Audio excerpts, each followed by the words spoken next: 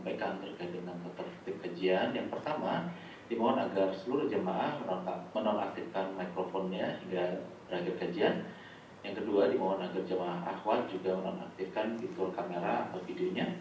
Yang ketiga, mari kita luruskan niat kita semata-mata mengharapkan ridho Allah SWT dalam menuntut ilmu. Dan yang keempat, bagi para jemaah yang ingin menyampaikan pertanyaan bisa disampaikan nanti melalui nomor pesan singkat yang nanti akan kita sampaikan di chat room. Dan yang terakhir, pertanyaan yang akan disampaikan dimohon agar berkesesuaian dengan tema yang kita bahas pada malam hari ini. Barakallahu fikum, semoga kita senantiasa istiqomah dalam menuntut ilmu. Tafadhol Ustaz. Bismillahirrahmanirrahim. Assalamualaikum warahmatullahi wabarakatuh.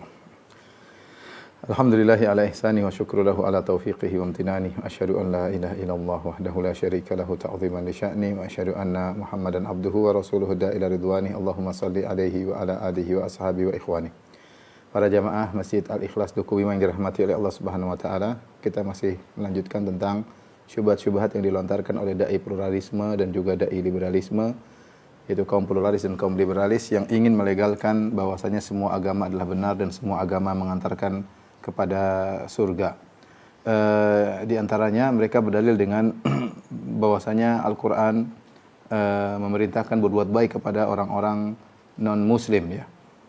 Sehingga mereka memahami ayat-ayat yang memerintahkan kita untuk berbuat baik kepada non-Muslim menunjukkan pengakuan terhadap agama mereka. Ini syubhat yang sebenarnya sangat mudah dibantah, ya, karena mereka memaksa-maksakan dalil, ya. Kita tahu bahwasanya orang yang berbuat baik kepada orang lain belum tentu mengakui akidah orang tersebut, ya. Sebagai contoh, kita membantu misalnya orang ateis, misalnya ada orang ateis, kita baiki dia, bukan berarti kita mengakui keateisannya. Sebagaimana orang-orang non-Muslim juga ketika berbuat baik sama kita, bertetangga, bukan berarti dia mengakui agama kita selamat seperti mereka, ya. Maka perintah Allah berbuat baik kepada sebagian non-Muslim bukan berarti mengkonsekuensikan bahwasanya kita mengakui kebenaran agama mereka dan bahwasanya mereka juga masuk surga. Ini sangat mudah untuk dibantah, tapi demikianlah mereka memaksa-maksakan dalil padahal tidak ada sisi pendalilannya sama sekali. Mereka berargumentasi dengan firman Allah Subhanahu wa taala dalam surat Al-Mumtahanah ayat 8. Allah berfirman, "La yanhakumullahu 'anil ladzina lam yuqatilukum fid din wa lam yukhrijukum min diyarikum an tabarruhum wa tuqsitu ilaihim innallaha yuhibbul muqsitin." Kata Allah, Allah tidak melarang kalian untuk berbuat baik dan berbuat adil kepada orang-orang kafir yang tidak memerangi kalian karena agama dan juga tidak mengusir kalian dari negeri kalian. Sungguhnya Allah menyukai orang-orang yang berbuat adil. Ya, di sini ayat ini jelas, Allah tidak melarang kalian wahai orang-orang beriman untuk berbuat baik dan berbuat adil kepada orang-orang kafir yang tidak memerangi kalian dan tidak mengusir kalian dari negeri kalian. Dan Allah suka dengan orang-orang yang berbuat adil, ya. Apa kata misalnya Abdul Muqsid Ghazali, ya. Dia berkata, Islam mengakui eksistensi agama-agama yang ada dan menerima beberapa prinsip dasar ajarannya, ya. Namun ini tidak berarti semua agama adalah sama, sebab setiap agama memiliki kekhasan, keunikan dan karakteristik yang membedakan satu dengan yang lainnya. Agama yang satu tidak membatalkan agama yang lain. Ini keyakinan Abdul Muqsid Ghazali, ya. Padahal kita tidak. Kalau Islam memansuhkan agama-agama yang sebelumnya, tapi dia mengatakan agama yang satu tidak membatalkan agama yang lain. Karena setiap agama lahir dalam konteks historis dan tantangannya sendiri, ya. Kemudian dia berdalil dengan ayat ini, ya. Dia berdalil dengan ayat ini. Kata dia, kesamaan tujuan ini pula yang menyebabkan Islam di samping melakukan afirmasi terhadap prinsip-prinsip ajaran agama sebelumnya, sekaligus memberi pengakuan teologis.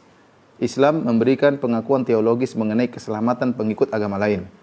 Ada beberapa ayat yang bisa ditunjuk sebagai bukti pengakuan Al-Quran terhadap agama-agama lain. Kemudian disebutkan ayat ini surat Al-Mumtahanah ayat 8. Jadi menurut dia bahwasanya ayat ini mengkonsekuensikan bahwasanya Islam mengakui secara teologis mengenai keselamatan penganut agama lain.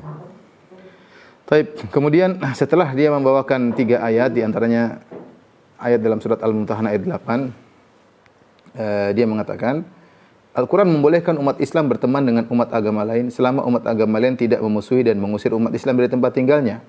Kemudian disebutkan setelah itu dia berkata menyimpulkan berangkat dari fakta-fakta normatif tersebut kian terang perihal pengakuan Islam atas ajaran agama dan umat agama lain. Ya. Ini penilaian tidak nyambung ya. Kita sangat mudah membantah dengan sederhana.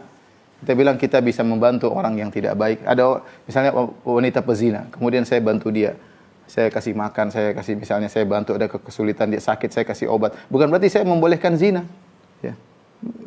Kita ada orang ateis misalnya, dia lagi kesakitan, mungkin kita tolong. Bukan berarti kita mengakui keateisannya. Sebagaimana orang Nasrani misalnya membantu kita saling bertetangga, kita ada kesulitan orang Nasrani bantu kita, bukan berarti dia merasa bahwasanya umat Islam selamat seperti dia. Dia meyakini yang selamat hanyalah yang meyakini Yesus sebagai juru selamat. Selain umat Nasrani, ya domba-domba yang tersesat. Jadi tidak ada konsekuensi seperti itu. Sangat wajar kok. Ya, interaksi saling tolong-menolong di antara satu dengan yang lain tidak berarti mengakui bahwa yang lain masuk surga, enggak. Kita di Indonesia banyak orang bekerja di kantor antara muslim dan non-muslim, masing-masing menjalankan agamanya, saling bahu-membahu, saling bantu-membantu, namun tidak mengkonsekuensikan bahwa yang satu mengakui yang lain masuk surga, enggak. Sama sekali enggak ada. Itu tidak ada konsekuensi seperti itu. Apatah lagi ketika kita kembali kepada asbab nuzul ayat ini. Ini ayat yang dijadikan dalil. Justru asbab nuzulnya membantah telak pendalilan Abdul Muhsin Ghazali. Dia berdalil dengan ayat ini bahwasanya Islam mengakui keselamatan agama lain. Ya. Apa sebab nuzul ayat ini? Ya, sebab nuzul ayat ini adalah kisah Asma bintu Abi Bakar. Jadi Abu Bakar radhiyallahu anhu punya istri dahulu, sudah diceraikan, namanya Qutailah bintu Abdul Uzza atau Qutailah bintul Uzza. Yang dari pernikahan Abu Bakar radhiyallahu anhu dengan Qutailah ini punya anak di antaranya Abdullah dan Asma. Abdullah dan Asma. Ketika Abu Bakar masuk Islam, Asma tentunya masuk Islam, ibunya masih dalam kondisi musyrik. Maka lihat sebab nuzul ayat ini. Kata Asma binti Abu Bakar radhiyallahu anhuma, "Qadimat alayya ummi wa hiya musyrikah." Suatu hari datanglah ibuku menemuiku. Ketika itu dia masih dalam kondisi musyrik. Kapan ini terjadi? Ketika sekitar tahun 6 atau 7 Hijriah, itu tatkala masa perjanjian Hudaybiyah. Lagi gencatan senjata antara kaum muslimin dengan kaum musyrikin, sehingga terjadi kunjung-mengunjung di antara mereka. Nah, saat terjadi gencatan senjata perjanjian Al-Hudaybiyah, maka ibunya Asma Qutailah yang musyrikah datang dari Mekah menuju Madinah untuk menengok putrinya Asma. Maka Asma berkata, "Qadimat alayya ummi wa hiya musyrikah fi ahdi Rasulullah sallallahu alaihi wasallam." Ibuku datang menemuiku dan dia dalam kondisi musyrik. Fastaftaitu Rasulullah sallallahu alaihi wasallam. Maka aku pun bertanya kepada Nabi sallallahu alaihi wasallam, "Qultu hiya raghibatun afa asilu ummi?" Ibuku ingin menemuiku ya Rasulullah. Dalam sebagian riwayat ibuku membawa hadiah untukku, ya. Apakah aku menyambung silaturahmi dengan ibuku? Ya, karena dia musyrik. Jadi lihat Asma binti Abu Bakar tidak langsung menyambung, dia ragu, ini orang musyrik boleh enggak gitu. Kita baikin dia. Masalahnya dia adalah ibuku. Maka dia tidak langsung menerima hadiah dari ibunya, dia tanya dulu sama Nabi sallallahu alaihi wasallam. Kenapa dia tanya? Karena ada keraguan, ini statusnya musyrikah. Musyrikah ya di neraka jahanam. Qala na'am sili ummaki, kata Nabi sallallahu alaihi wasallam, iya. Sambung silaturahmi dengan ibumu, ya. Kemudian fa anzalallahu ta'ala, maka turunlah firman Allah, la yanhakumullahu anil ladzina lam yuqatilukum fid din wa lam yukhrijukum min diyarikum an tabarrum wa tuqsitu ilaihim innallaha yuhibbul muqsitin. Turunlah ayat tadi, ayat Al-Mumtahanah ayat 8. Allah tidak melarang kalian berbuat baik, berbuat adil kepada orang-orang kafir yang tidak menyerang kalian dan tidak mengusir kalian dari negeri kalian. Dalam riwayat yang lain, ya, Abdullah bin Zubair berkata, Abdullah bin Zubair adalah anaknya Asma. Jadi anaknya cerita, Qadimat Qutailah bintul Uzza binti As'ad bin Bani Malik bin Hasal ala ibnati Asma binti Abi Bakar. Nenekku itu Qutailah datang menemui ibuku. Wa kana Abu Bakar talaqaha fil jahiliyah. Abu Bakar telah menceraikan Qutailah ketika di zaman jahiliyah. Faqadimat ala ibnatiha bihadaya, maka dia pun datang membawa banyak hadiah. Ya, dhibaban wa samnan wa aqitan, ya. Yaitu bawa dhab, bawa makanan, bawa susu yang dikeringkan, ya. Fa abat Asma an ta'khudha minha, maka Asma tidak mau mengambil hadiah dari ibunya tersebut. Wa taqbal minha wa tudkhilaha manzilah, tapi silakan masuk ke rumahnya, dia tidak menerima hadiah. Kenapa? Karena ibunya musyrikah. Maka itulah yang menyebabkan Asma kemudian bertanya kepada Nabi SAW, apakah dia terima hadiah dari ibunya yang musyrikah tersebut? Ya, maka akhirnya Rasulullah fa'amarah an taqbala hadayaha wa tudkhilah manzilah. Maka Rasulullah SAW memerintahkan dia untuk menerima hadiah tersebut dan mempersilahkan masuk dalam rumah, maka turunlah ayat tersebut. Lihat di sini Asma binti Abi Bakar radhiyallahu taala anha ragu untuk menerima hadiah karena kondisi ibunya yang musyrikah. Ya, kalau ternyata melazimkan bahwasanya berbuat baik berarti semua masuk surga, ya, tidak ada. Berarti kenapa Asma ragu-ragu? Ketika Asma ragu menerima hadiah, ibunya musyrikah, apakah dia masih berbuat baik? Ini ternyata dibolehkan, namun tidak ada kelaziman sama sekali bahwasanya kalau kita berbuat baik sama orang berarti kita mengakui akidah orang tersebut. Ini sangat tidak logis sama sekali. Taib, di antara dalil yang disampaikan oleh sebagian dai-dai liberalis atau yang terpengaruh dengan pemikiran liberal, seperti yang disampaikan oleh Profesor Quraish Shihab. Profesor Quraish Shihab pernah menyampaikan, baru-baru viral, dia menyampaikan dalam satu klip YouTube, dia menyampaikan bahwasanya ada riwayat yang mengatakan Nabi memerintahkan untuk membantu merenovasi gereja. Nabi memerintahkan untuk membantu merenovasi gereja untuk kaum Nasrani di daerah Najran. Saya bacakan perkataan Quraish Shihab, ada di YouTube ya. Dia mengatakan, Nabi menulis perjanjian, menjanjikan bahwa kalian akan saya bela sebagaimana saya membela keluarga dekat saya. Ya.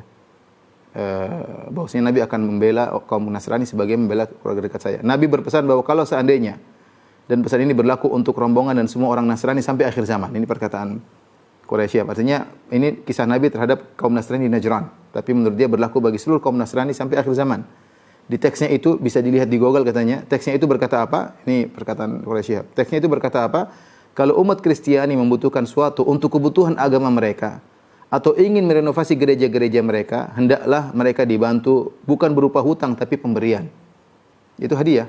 Jadi ada itu, kata dia ada itu di Google pernyataan tersebut. Kalau seandainya ada seorang muslim yang ingin menikahi seorang wanita Nasraniyah, maka dia boleh menikahinya dengan syarat tidak memaksanya dan dengan syarat harus seizin keluarganya. Dan kalau dia telah menikah maka tidak boleh diganggu gugat ajaran agamanya. Dia dipersilahkan untuk melaksanakan ajaran agamanya. Itu yang diajarkan Nabi. Lalu isi perjanjian tersebut dibacakan isinya, saya bacakan. Ini katanya Nabi yang berjanji, buat para penganut agama Nasrani, bila mereka memerlukan suatu untuk perbaikan tempat ibadah mereka atau satu kepentingan mereka dan agama mereka, bila mereka membutuhkan bantuan dari kaum muslimin, maka hendaklah mereka dibantu. Dan bantuan itu bukan merupakan hutang yang dibebankan kepada mereka, tetapi dukungan kepada mereka dan anugerah dari Allah dan Rasul-Nya buat mereka. Tidak boleh seorang Nasrani dipaksa untuk memeluk agama Islam. Mereka hendaknya diberi perlindungan berupa kasih sayang dan dicegah segala yang buruk yang dapat menimpa mereka kapanpun dan dimanapun. Demikian janji Rasulullah Muhammad sampai akhir zaman. Ini, teks ini jelas-jelas bahwasanya Nabi SAW mengatakan kalau kaum Nasrani Najran ingin butuh bantuan untuk merenovasi gereja mereka, kaum muslimin hendaknya bantu. Bukan utang, bahkan pemberian hadiah untuk membantu merenovasi gereja. Subhanallah. Tapi benarkah riwayat ini? Jadi masalah bukan sekedar kita dapat riwayat, kita comot, kemudian kita sampaikan. Ini tersebar di YouTube ya. Seakan-akan melegalkan bagaimana kita bayangkan Nabi menyuruh kaum muslimin membantu bangun gereja, merenovasi gereja. Benarkah seperti itu? Tapi ternyata riwayat yang dibawa oleh Profesor Quraish Shihab ini telah juga dinukilkan oleh Dr. Muhammad Hamidullah dalam karya ilmiahnya. Namun perjanjian tersebut tidak ada sanadnya sama sekali. Ya. Kita tahu dalam ilmu hadis bahwasanya kalau riwayat sahih dari Nabi SAW harus diperiksa sanadnya. Sanadnya ada pun harus diperiksa sahih atau tidak. Karena betapa banyak hadis-hadis palsu ada sanadnya, tetapi setelah diperiksa dalam perawinya ada perawi pendusta, maka hadisnya dihukumi hadis palsu. Apatah lagi ada hadis tidak ada sanadnya. Ini bagaimana tidak ada sanadnya? Ya. Dr. Muhammad Hamidullah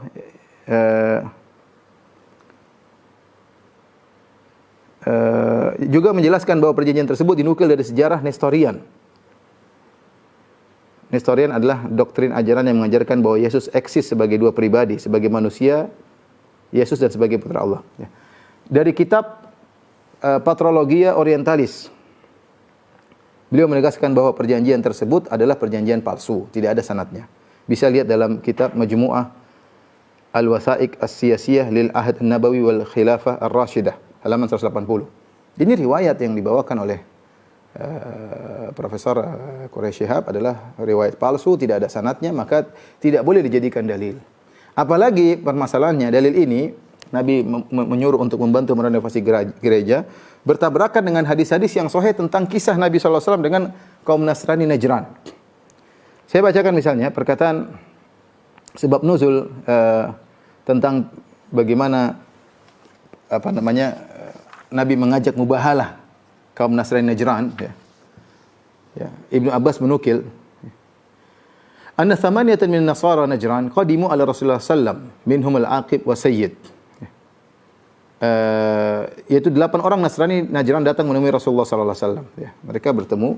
Fa anzalallahu ta'ala faqul ta'alu nadu abna'ana wa abna'akum wa nisa'ana wa nisa'akum wa anfusana wa anfusakum thumma nabatil fa naj'ala ta'ala 'alal kadhibin. Maka Allah turunkan ayat ini, ayat mengajak mubahalah. Maka katakanlah kepadanya, kepada orang Nasara, marilah kita memanggil anak-anak kami dan anak-anak kamu, istri-istri kami dan istri-istri kamu, dan diri kami dan diri kamu, kemudian marilah kita bermubahalah kepada Allah. Dan kita minta supaya laknat Allah ditimpakan kepada orang-orang yang dusta. Jadi Nabi ajak mereka karena mereka diberitahu ngeyel. Mereka bersikeras dengan agama mereka. Kata Nabi, kita mubahalah. Kalau kalian yakin benar agama kalian, kita mubahalah. Nabi pernah mengajak mereka mubahalah. Dan Allah abadikan dalam surat Ali Imran ya. Allah sebutkan ya. Surat Ali Imran 61. Maka kaum Nasrani ketika diajak mubahalah, mereka jiper juga, mereka takut. Kata mereka, berilah tangguh kepada kami selama 3 hari. Akhirnya mereka pergi menemui orang-orang Yahudi dari Bani Quraidah, Bani Nadir dan Bani Qainuqa. Mereka bermusyawarah dengan tentang tantangan Nabi untuk bermubahalah. Akan tapi orang-orang Yahudi memberi isyarat untuk berdamai dan jangan saling melaknat dengan Rasulullah SAW. Mereka berkata, dia adalah Nabi yang disebutkan dalam Taurat. Akhirnya mereka pun minta berdamai kepada Rasulullah. Tidak berani, mereka jiper ya, takut untuk bermubahalah. Akhirnya mereka minta damai kepada Rasulullah SAW dengan membayar 1000 hullah, yaitu 1000 perhiasan dan beberapa dinar di bulan Safar dan Rajab. Diriwayatkan juga hal selainnya dalam perdamaian tersebut. Di antaranya mereka berdamai dengan bayar jizyah. Ya, jadi intinya mereka berdamai, justru mereka membayar jizyah kepada Nabi SAW berupa perhiasan atau berupa uang ya, dinar ya. Namun kita tidak dapati Rasulullah SAW memerintahkan para sahabat untuk membantu mereka membangun gereja. Enggak ada. Riwayatnya enggak ada. Bahkan kalau kita lihat riwayat-riwayat Rasulullah SAW ketika mengirim surat kepada orang-orang Nasara, Rasulullah menyuruh mereka masuk Islam. Lihat dalam Sahih Bukhari, dan sudah pernah kita sampaikan bagaimana Rasulullah SAW kirim surat kepada Raja Heraklius. Rasulullah SAW menulis surat, Bismillahirrahmanirrahim, min Muhammad Abdillah wa Rasulih. Bismillahirrahmanirrahim, dari Muhammad, hamba Allah dan Rasulnya. Ila Herakl, azimir Rum, kepada Heraklius, pembesar Romawi. Salamun ala man ittaba'al huda, keselamatan bagi orang ikuti petunjuk. Amma ba'du.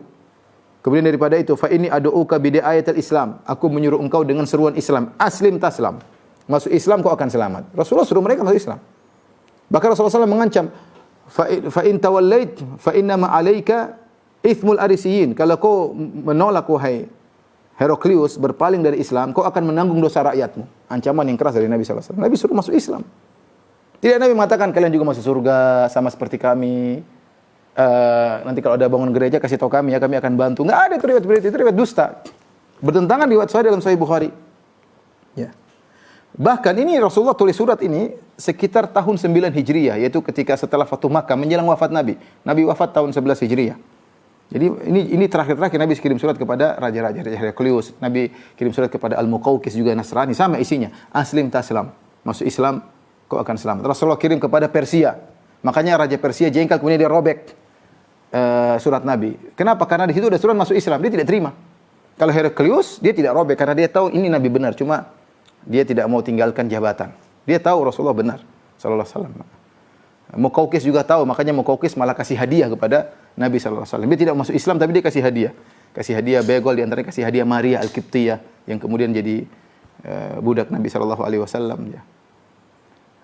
Adapun raja Persia robek. Kenapa dia robek? Kalau ternyata isi Nabi, kita sama-sama masuk surga, ngapain dia robek?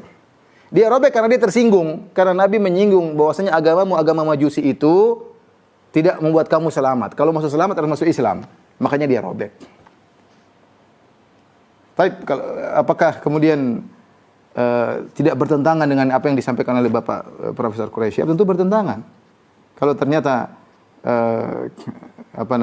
benar riwayat tersebut, berarti ya tidak mungkin ada perkataan seperti ini. Karena Profesor Quraisy mengatakan, Rasulullah SAW mengatakan, kalau kalian punya kerusakan gereja, maka kami siap bantu, gampangannya demikian. Ya. Ini bertentangan riwayat-riwayat yang sahih. Kemudian juga, kalau seandainya perjanjian ini benar, ya, tentu akan dipraktikkan oleh para sahabat. Namun para sahabat tidak pernah mempraktikkan hal tersebut. Bahkan di akhir hayat Nabi SAW, sebelum Nabi meninggal, Nabi SAW dari Aisyah, Rasulullah SAW berkata, la yutraku bi jaziratil Arab dinani. Kata Rasulullah SAW, jangan biarkan di Jazirah Arab ada dua agama. Ya. Tidak boleh ada dua agama. Abu Ubaidah berkata, Rasulullah SAW bersabda, atau dia berkata, akhiru ma takallama bihi Nabi SAW, akhriju Yahuda ahlal Hijaz, wa ahli Najran min Jaziratil Arab. Di antara wasiat Nabi sebelum Nabi meninggal dunia, kata Nabi, keluarkan Yahudi dari Hijaz. Dan keluarkan Nasara ahlu Najran. Keluarkan Nasrani kaum Najran dari Jaziratul Arab. Wa'lamu anna syiraran nasi alladziina takhadhu qubur anbiya masajid. Ketahuilah seburuk-buruk manusia adalah yang menjadikan kuburan nabi mereka sebagai masjid. Ya. Akhirnya dipraktekkan oleh Umar. Umar mengusir Yahudi Najran dan Yahudi Fadak. Ya, dipraktekkan oleh Umar bin Khattab radhiyallahu taala anhu. Ya. Demikian juga Ali bin Abi Thalib berkata, qala li Rasulullah sallallahu alaihi wasallam. Rasulullah pernah berkata kepadaku, in wulita, kalau kau jadi penguasa, jadi khalifah, wahai Ali, wulita hadzal amr min ba'di, kalau kau jadi khalifah setelahku, fa akhrij ahla Najran min Jaziratul Arab. Usir penduduk Najran dari Jaziratul Arab. Itu orang Nasrani di Najran suruh diusir. Rasulullah tidak ingin ada dua agama dalam Jaziratul Arab. Ya, intinya ini saya sampaikan riwayat-riwayat yang sahih.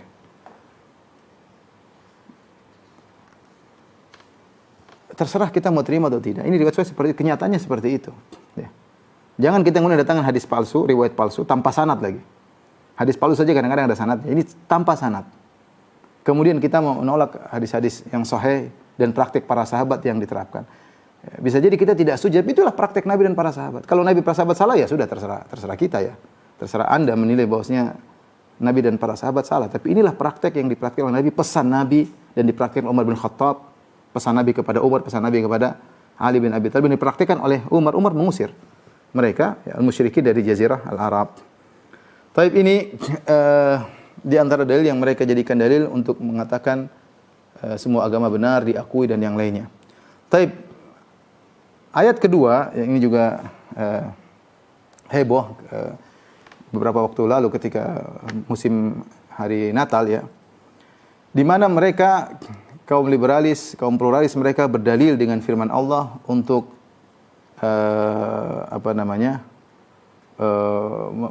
membolehkan mengucapkan selamat Natal ya. Dan itu menunjukkan pengakuan terhadap eksistensi agama lain ya.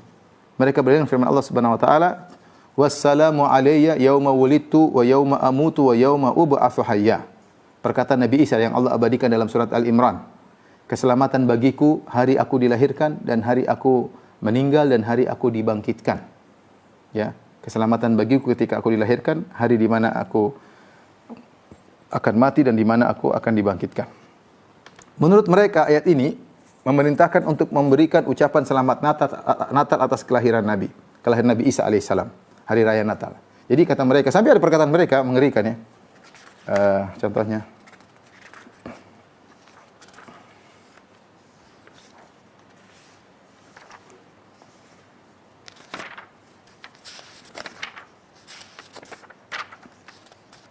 Dr. Ali Jum'ah. Dr. Ali Jum'ah dia bukan liberalis tapi terpengaruh ya. Dia berkata, ulama Mesir, dia berkata, sesungguhnya siapa mengingkari kegembiraan pada hari kelahiran Nabi Isa, maka dia adalah seorang ahli bid'ah dan menyisil Al-Quran dan Sunnah. Jadi tidak boleh mengingkari kegembiraan. Justru kenapa? Ya karena dia berdalil dengan ayat ini. Assalamu alayya yauma wulidtu wa yauma amutu wa yauma ub'atsu hayya. Dia mengatakan Allah mengakui hari tersebut hari kebahagiaan. Sesungguhnya siapa mengingkari kegembiraan pada hari kelahiran Nabi Isa, maka dia adalah seorang ahli bid'ah dan menyicil Al-Quran dan Sunnah. Subhanallah. Jadi bukan hanya tidak boleh, kita harus bergembira juga karena Al-Quran menyuruh kita untuk bergembira.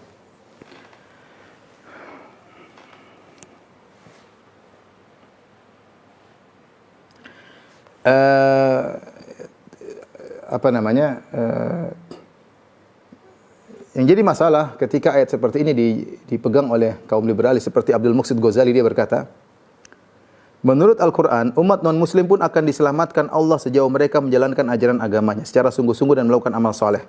Sekalipun masih diperselisihkan oleh para ulama masalah furu'iyah berikut, kiranya turut memperkuat adanya pengakuan ihwal keselamatan umat non-muslim yang konsisten menjalankan ajaran agamanya tersebut. Ya. Kemudian dia menyebutkan permasalahan furu'iyah tersebut, cabang-cabang tersebut, di antaranya ucapan selamat atas perayaan kelahiran Nabi Isa. Dia berkesimpulan bahwasanya ketika kita dianjurkan oleh Al-Quran untuk mengucapkan selamat atas kelahiran Nabi Isa, menunjukkan pengakuan ya bahwasanya ada keselamatan bagi kaum Nasrani. Ya. Abdul Muqsid Ghazali berkata, telah disebutkan di dalam Quran bahwasanya Isa Al-Masih berkata, dan kesejahteraan semoga dilimpahkan kepadaku pada hari kelahiranku, pada hari wafatku, dan pada hari aku dibangkitkan hidup kembali. Mengomentari ayat ini, Al-Qurtubi mengatakan ucapan salam selamat itu datang dari Allah. Sebagaimana juga dilakukan buat Nabi Yahya, ini berarti Allah pun mengucapkan selamat atas kelahiran Isa. Apalagi umat Islam sebagai hambanya. Jadi kata dia, Allah kasih selamat atas kelahiran Nabi Isa. Ya.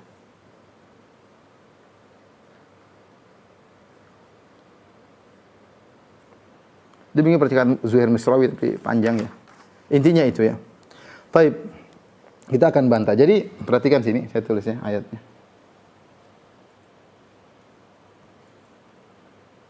Wassalamu alayya yauma wulidtu wa yauma amutu wa yauma ub'atsu hayya. Artinya keselamatan atasku. Ini perkataan Nabi Isa. Atasku. Hari ketika aku dilahirkan. Hari ketika aku dilahirkan. Dilahirkan. Ketika aku mati. Selamat juga bagiku ketika aku mati. Nanti. Ketika aku mati nanti. Dan ketika aku dibangkitkan. Dan keselamatan bagiku ketika aku dibangkitkan.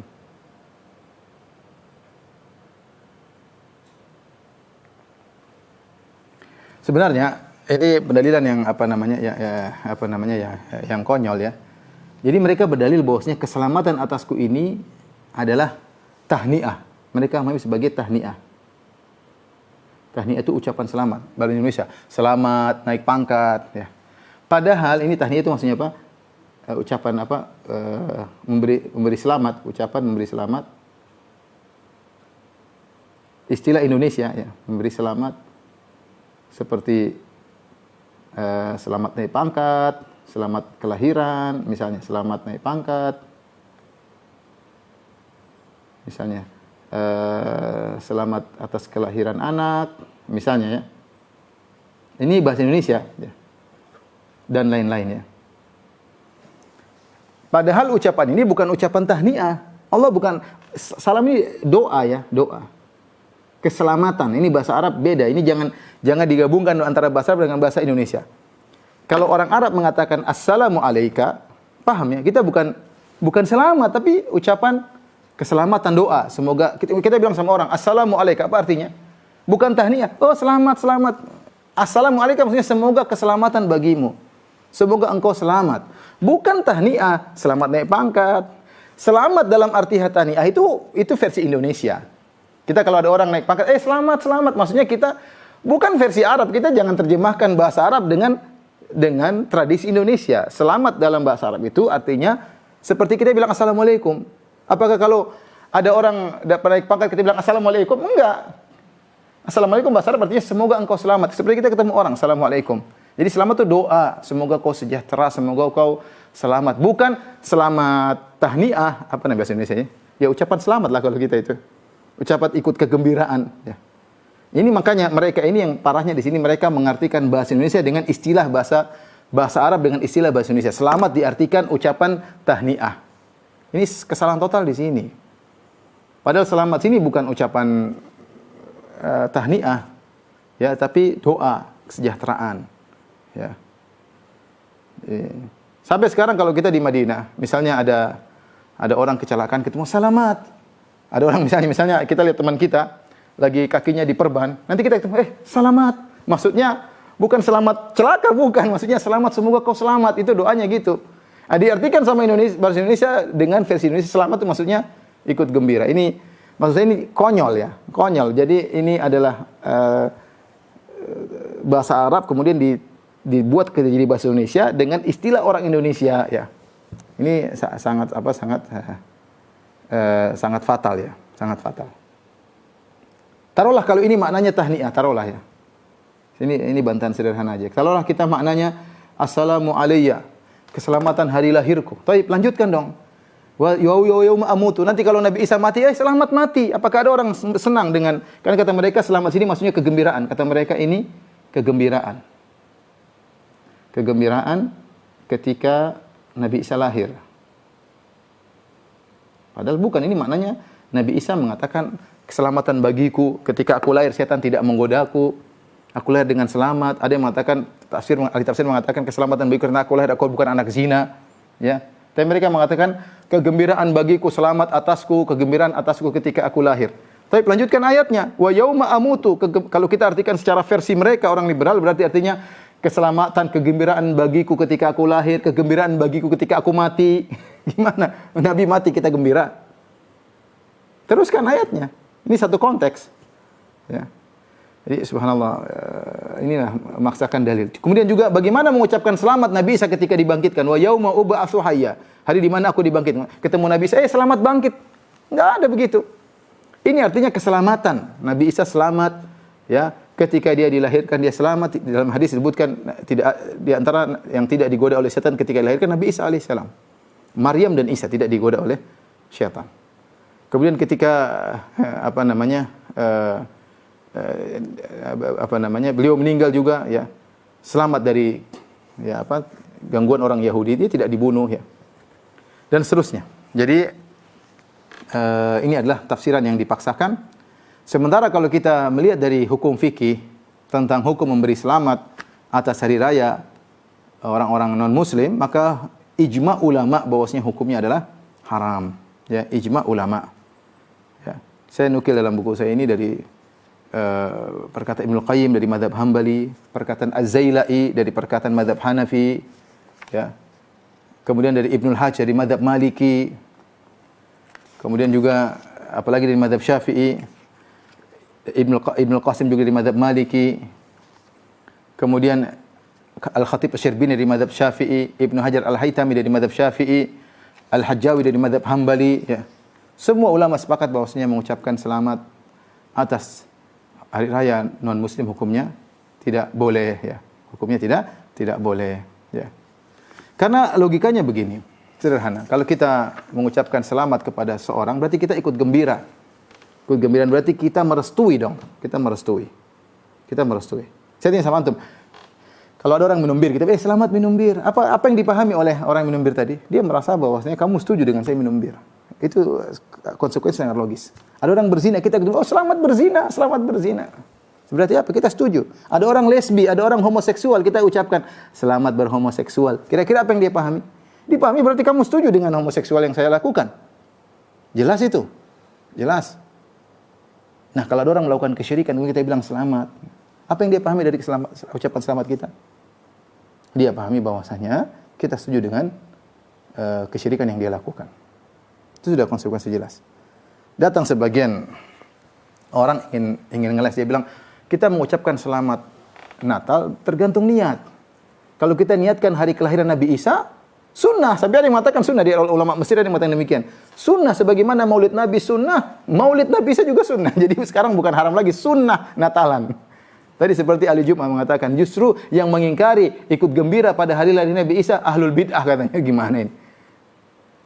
Apakah Nabi SAW, Nabi Muhammad, Abu Bakar, Umar, Utsman tidak tahu hari kelahiran Nabi Isa? Kenapa mereka tidak bikin acara dulu? Jadi sebagian orang berusaha untuk apa? Untuk ngeles, kata mereka. Ya akhi, tergantung niat kita mengucapkan. Kalau kita mengucapkan selamat Natal dengan niat bahwasanya kita merayakan hari kelahiran Nabi Isa sebagai Nabi, justru itu sunnah. Kalau kita merayakan hari Isa lahir sebagai Tuhan, itu kekufuran. Tergantung niat. Kalau kita niat ini nggak ada masalah. Kita bilang sama mereka, ya Ustadz, yang ngerayain kamu atau mereka? Yang ngerayain mereka, orang Nasoro. Mereka sedang merayakan sebagai Isa sebagai Nabi atau sebagai anak Tuhan. Mereka sedang merayakan Isa lahir sebagai anak Tuhan. Kamu beri selamat, berarti selamat atas yang mereka lakukan, bukan atas niatmu. Kalau kamu yang bikin acara, oke. Kamu bikin acara, katanya sunnah. Bikin acara Merry Christmas, bikin acara lah di rumah sana. Itu baru kamu bisa bilang begitu, tergantung saya niatnya. Niat saya adalah merayakan hari kelahiran Nabi Isa sebagai Nabi. Nah, kamu tidak merayakan. Yang merayakan orang Nasoro, yang mereka sedang bersenang-senang atas kesyirikan yang Allah murka kesyirikan tersebut, meyakini Nabi Isa sebagai anak Tuhan. Terus kamu bilang selamat. Lah, apa yang dipahami oleh mereka? Kalau kamu gentle, kamu bilang selamat atas lahir Nabi Isa sebagai Nabi bukan Tuhan. Harusnya ngomongnya begitu. Harusnya begitu kalau kamu gentle. Tapi kalau kamu bilang selamat Natal, apa yang dipahami? Artinya kamu setuju dengan perbuatan mereka. Itu konsekuensi logis, nggak bisa dibohongin. Ya, ada orang minum khamar, kamu bilang selamat, dia setuju kok, dia hormat sama kita, kita minum khamar, dia oke aja bahkan mengucapkan selamat. Apa yang dipahami? Dia berarti kita setuju. Subhanallah. Maksud saya aneh, ini perkara bukan perkara sepele. Ini hari yang dimurkai oleh Allah Subhanahu. Dan aneh, ini ayat bagaimana dijadikan dalil tentang melegalkan boleh mengucapkan selamat Natal. Selamat Nabi Isa lahir sebagai anak Tuhan. Padahal ayat sebelumnya dan ayat setelahnya mengingkari Nabi Isa sebagai anak Tuhan. Syirik. Lihat, kita bacakan ayat secara total ini dalam surat Maryam. Perhatikan ya. Qalu kaifa nukallimu man kana fil mahdi sabiyya. Ketika Maryam membawa anaknya, mereka berkata, "Ya Maryam, kenapa kau berzina?" Kata Maryam, fa asyarat ilaih. Ngomong sama ini. Kata mereka, "Kaifa nukallimu man kana fil mahdi sabiyya?" Wahai Maryam, bagaimana kita bisa ngobrol sama anak yang masih digendong? Tiba-tiba Nabi Isa berkata. Perkataan Nabi Isa, perhatikan. Jangan cuma lihat ayat ini aja, lihat sebelumnya sesudahnya. Inni Abdullah, aku hamba Allah. Bukan aku anak Allah. Aku hamba Allah. Ataniyal kitaba wa ja'alani nabiyya. Di antara bukti aku anak Allah, Allah berikan aku kitab, wahyu. Kalau aku Tuhan enggak usah pakai wahyu, ngomong langsung. Ngapain pakai Alkitab? Tuhan itu kan ngomong langsung. Ketika aku hamba, maka aku diberi wahyu oleh Tuhan untuk aku sampaikan. Ataniyal kitaba wa ja'alani nabiyya. Tuhan menjadikan aku, Allah menjadikan aku sebagai nabi. Bukan sebagai anak. Sebagaimana nabi-nabi yang lainnya. Yang mereka lahir, mereka meninggal. Yang mereka diberi kitab suci. Sebagai nabi-nabi yang lainnya. Tidak ada bedanya aku dengan yang lainnya. Ini Abdullah, perkataan Nabi Isa pertama kali bisa ngomong, sungguhnya aku adalah hamba Allah, bukan anak Tuhan. Ataniyal kitaba wa ja'alani nabi. Aku diberikan Injil dan aku dijadikan sebagai nabi. Wa ja'alani mubarakan aina ma kuntu. Dan aku dijadikan berkah dimanapun aku berada. Ya. Wa awsani bis salati waz zakati ma dumtu hayya. Dan Allah mewasiatkan aku untuk salat dan bayar zakat. Ya, kalau Tuhan ngapain bayar zakat? Coba pikir, Tuhan bayar zakat. Tuhan salat nyembah siapa? Masa Tuhan menyembah? Salat kan beribadah, nyembah. Dalam Injil kan disebutkan Nabi Yesus berdoa, Yesus sujud. Dia sedang beribadah. Tuhan tuh tidak beribadah, Tuhan tuh diibadahi. Dalil sangat jelas bahwasanya dia bukan Tuhan. Wa awsani bis salati waz zakati ma dumtu hayya wa barran bi walidati, agar aku berbakti kepada ibuku. Apakah Tuhan pernah berada dalam perut seorang manusia selama 9 bulan? Apakah Tuhan kemudian keluar dari kemaluan seorang wanita? Itukah Tuhan? Itukah anak Tuhan keluar dari kemaluan wanita?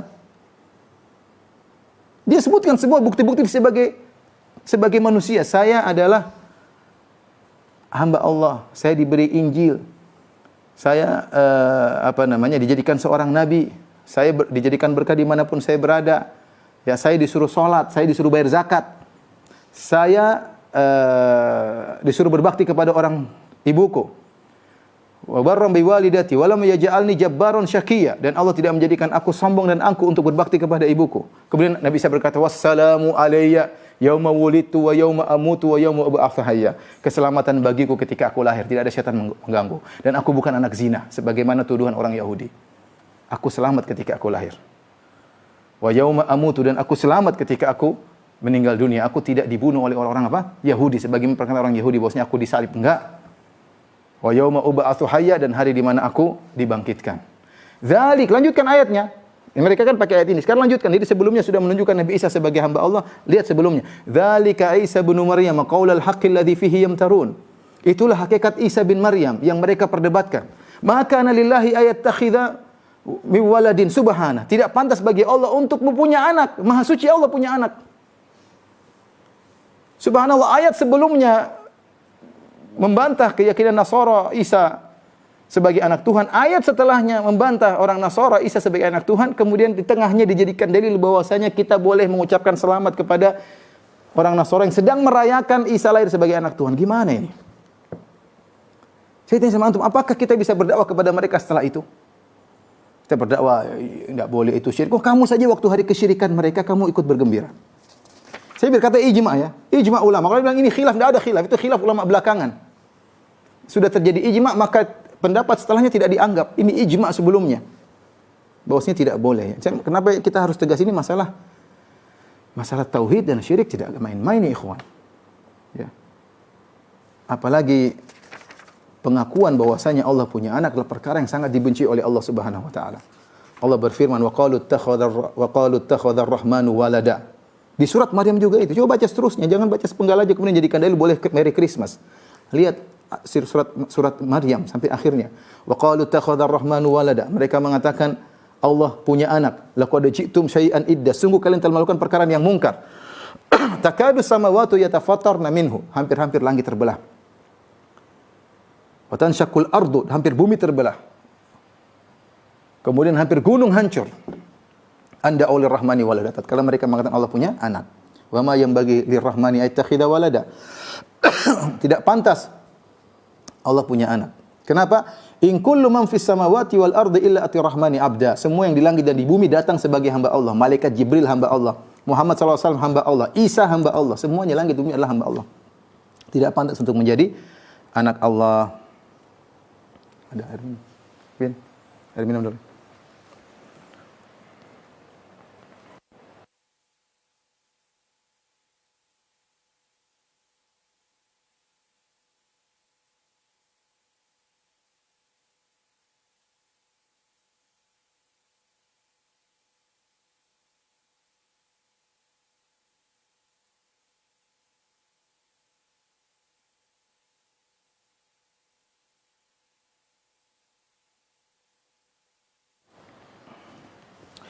Jadi ikhwan dan akhwat yang rahmatillah subhanahu wa ta'ala, hari tersebut, hari merayakan Isa sebagai anak Tuhan adalah hari yang dimurkai oleh Allah Subhanahu wa taala.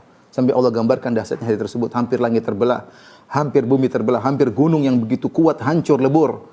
Ketika mereka mengatakan Anda oleh rahmani walada, mereka mengaku Allah punya anak. Dan tidak pantas Allah punya anak. Semua langit dan bumi adalah ciptaan Allah Subhanahu wa taala. Kemudian dalam hadis Nabi sallallahu alaihi wasallam, Nabi SAW bersabda, ya, menyampaikan perkataan Allah Subhanahu wa taala dalam Sahih Al-Bukhari, qala Allah taala, Allah berfirman, kadzdzabani ibnu Adam lam yakun lahu dzalik. Anak Adam mendustakan aku dan tidak boleh dia berdusta kepadaku. Wa syatamani ibnu Adam lam yakun lahu dzalik, dan dia mencaciku. Syatamani bahasa Arab artinya mencaciku. Dan tidak pantas bagi dia untuk mencaciku. Apa cacian manusia kepada Allah? Wa amma syatmuhu iyaya faqauluhu liya walad. Adapun dia mencaciku, dia berkata aku punya anak. Jadi ikhwan, bagaimana itu hari mencaci maki Allah kemudian kita ikut bersenang-senang hari tersebut? Renungkanlah ya. Renungkanlah. Kalau Anda ingin berpendapat sebagaimana pendapat sebagian ulama Mesir, sunnah mengadakan hari kelahiran Nabi Isa, ya silakan kalau mau. Ya, katanya ini hari kelahiran Nabi Isa, ada Maulid Nabi Isa. Ya. Ya bikin kalau memang kamu yakini silakan, tapi kamu mengucapkan selamat kepada orang Nasara yang sedang merayakan Isa sebagai anak Tuhan, ya nggak boleh. Kalau kamu mau gentle, saya bilang tadi, kamu mau gentle, kamu mengatakan selamat hari lahir Isa sebagai Nabi, bukan anak Tuhan. Nah, itu baru benar. Itu namanya sambil mendakwahi. Demikian apa yang bisa saya sampaikan pada kesempatan kali ini. Kalau ada yang bertanya, saya persilahkan. Wallahu ta'ala alam bisawab. Barakallahu fikum, jazakallahu khairan Ustaz atas ilmu yang telah disampaikan. Izin untuk membacakan pertanyaan yang telah masuk. Ada satu pertanyaan Ustaz untuk hari ini. Bismillah, Assalamualaikum. Afwan Ustadz izin bertanya, jika kita bekerja dan majikannya Chinese, bukan beragama Islam, lalu ada acara Imlek, kita disuruh membantu persiapan acara tahun baru Imlek, apakah kita berdosa karena telah membantunya, sedangkan si akhwat ini adalah asisten rumah tangga dari majikan Cina tersebut? Syukran Ustaz, jazakallahu khairan. Ini kan Ustaz.